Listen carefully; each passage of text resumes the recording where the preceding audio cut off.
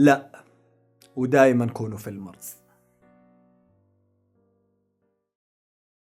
حقيقة مش لا قوي، يعني في بعض الحالات. خلونا نتناقش. مرحبا بكم أعزائي الفيلمرز في كل مكان. اليوم بكلمكم عن موضوع جدا مهم، أفلام السينما. هل ينفع نشوفها على الجوالات والهواتف المحمولة؟ هلا مرحبا. يا أرجوك نهدى، أرجوك. How the hell you want to watch The Irishman on a phone? Huh? And then we wonder why do we get corona and fucking pandemics? Because we don't respect cinema anymore. I don't blame you, I blame Marty. Holy Marty. Holy Marty, you won. What is that? Is he rolling? Holy shit.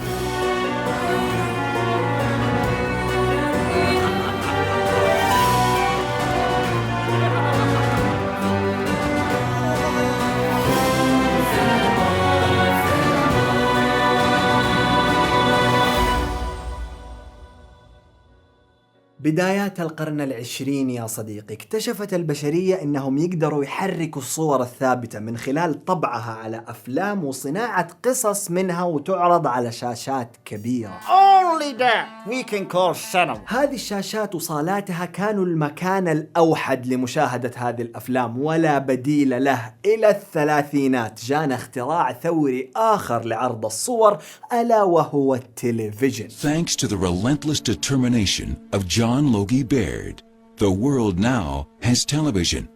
The global village is born. وفعلا صارت تبث الأفلام السينمائية على التلفزيون وتنسخ على أشرطة فيديو ومن بعدها DVD، وبدأت تظهر لنا بوادر النقاش الأزلي الذي سيستمر إلى يومنا هذا. هل قدرة الناس على مشاهدة الأفلام من المنزل حتغنيهم عن الذهاب لصالات السينما؟ بس أنت تتكلم في إيش يا صاحبي؟ أحجام شاشات صالات السينما والأنظمة الصوتية وتجربة المشاهدة الجماعية، كل هذا ما اهتز. حتى مع تطور أجهزة التلفزيون وتكنولوجيا صنعها، أصحاب الصالات ما زالوا مريحين وعارفين إنه لا غنى عنهم. حتى ظهر لنا اختراع آخر جديد غير شكل الكوكب. Those goddamn robots with internet in them, you know? You better start asking them if they ever question the nature of their reality. These violent delights have violent ends. الإنترنت يا صديقي بسرعته والأجهزة اللوحية والمحمولة بخفتها وحجمها الصغير غيرت شكل الكوكب وأفلام الكوكب والطريقة اللي يشاهد فيها سكان الكوكب الصور المتحركة. وأبغى اليوم أركز على الجوالات، الهواتف المحمولة خاصة، بحكم إنها أصغر شاشة ممكن يشاهد عليها فيلم في العصر الحديث. ولا في أصغر؟ في ساعات زي ساعات أبل هذه، بس ما حد يشوف عليها. هذه مجنون أنت تشوف فيلم على ساعة؟ ولا في أحد يشوف عليها؟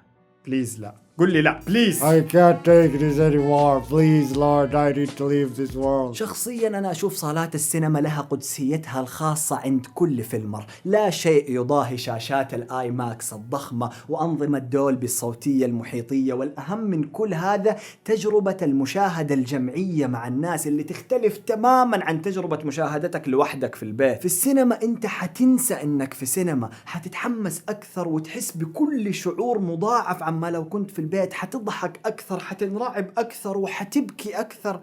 قد بكيت في سينما ولا؟ Being a man doesn't mean you don't cry or show emotion.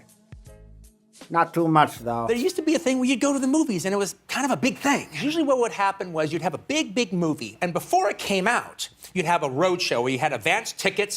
People would get dressed up to go to it. It would be like going out to the opera or going out to the ballet or something. لكن كل اللكجري هذه تيجي بثمن، ما هي بلاش. يعني انت حتترك بيتك وحتضرب مشوار وحتروح تشتري تذكرة غالبا ما هي رخيصة، وحتدخل تعيش تجربة مشاهدة جمعية يمكن ما تكون زي ما انت تتوقع. يعني خصوصا لو انت قاعد وراك روان نسيت ترضع روان، وعبودي جنبك قرر انه بيلعب بالايباد ويرفع البرايتنس، وصالح وعزوز قاعدين قدام يناقشوا مشاكل داخل الحارة بصوت عالي. نعم يعني مو الكل يعرف آداب صالات السينما. If it was to me, I would put a sniper in every theater and shoot them heads, those loud semi-humans. عشان كذا أنا سعيد إنه الحمد لله عندي شاشتي الكبيرة في البيت وإنترنت ومنصات أخذت على عاتقها إنها تجيب لي أفلام السينما للبيت، لا وكمان يصنعوا أفلامهم الخاصة للستريمينج. ورغم ثورة هذه المنصات وإقبال الناس عليها، ترى ما زالت نتيجة النقاش الأزلي لصالح صالات السينما، وما زالت مبيعات صالات السينما عالميا إلى العام الماضي في تزايد. تكلمنا عن هذا الموضوع بشكل مفصل أكثر في حلقة نتفليكس فيرسس السينما اللي حخلي لك رابطها في خانة الوصف، لكن خلينا الآن في شاشات الجوالات.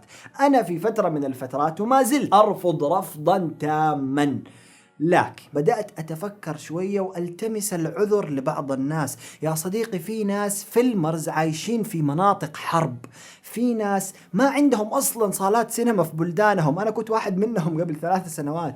في ناس ما عندهم القدرة المادية انه يكون في بيته تلفزيون، شاشة كبيرة او كمبيوتر او شاشة لابتوب. هذا ايش يعمل؟ I'm gonna watch shitty YouTube and play PUBG. We don't need them. أنا مؤمن إنه السينما للجميع، وإنه الأفلام حق لكل إنسان مهما اختلفت وسيلة المشاهدة، طول ما كانت طبعا قانونية وتحفظ حقوق الصناع. عشان كذا أنا قمت بتجربة حصلت قبل حوالي 2 شهرين. صديقي عبادي شاهد فيلم أنكت جيمز بس لسه ما قدر يخلصه، باقيله النهاية، واضطر إنه يشوفها على جوال. فقمت أنا شغلت كاميرا جوالي وصورته فيديو عشان أشوف ردة فعله من نهاية أنكت جيمز الرهيبة. طبعا لو ما تبغى نهاية أنكت جيمز تنحرق عليك، عدي هذه التجربة.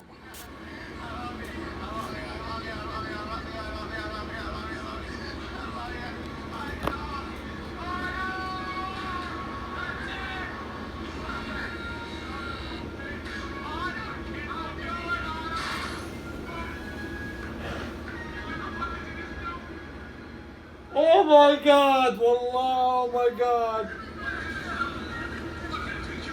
يا أخي حرام والله حرام. حيقتل أرنو. لاحظتوا إذا كانت شاشة الجوال الصغيرة توصل هذا الكم من المشاعر فشكرا، وشكرا كمان للسافدي براذرز وآدم ساندلر على الفيلم الجيد.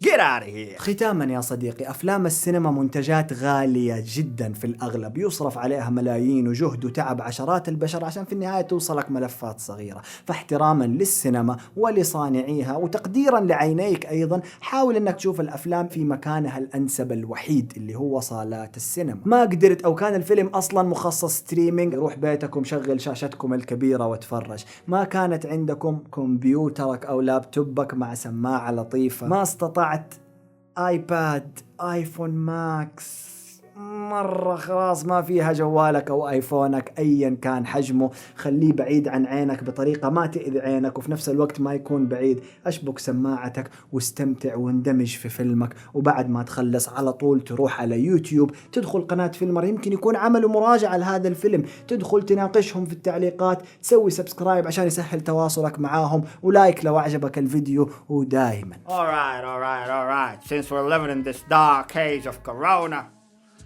I release you. Go watch wherever you want to watch. But when it's over, I want to see you all filling those theaters. Or I'll tell that goddamn sniper to go get you wherever the goddamn you are. Now get out of here.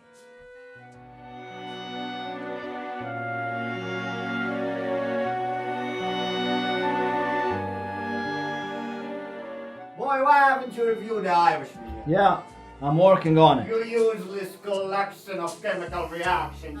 You don't deserve the oxygen you inhale in your goddamn lungs.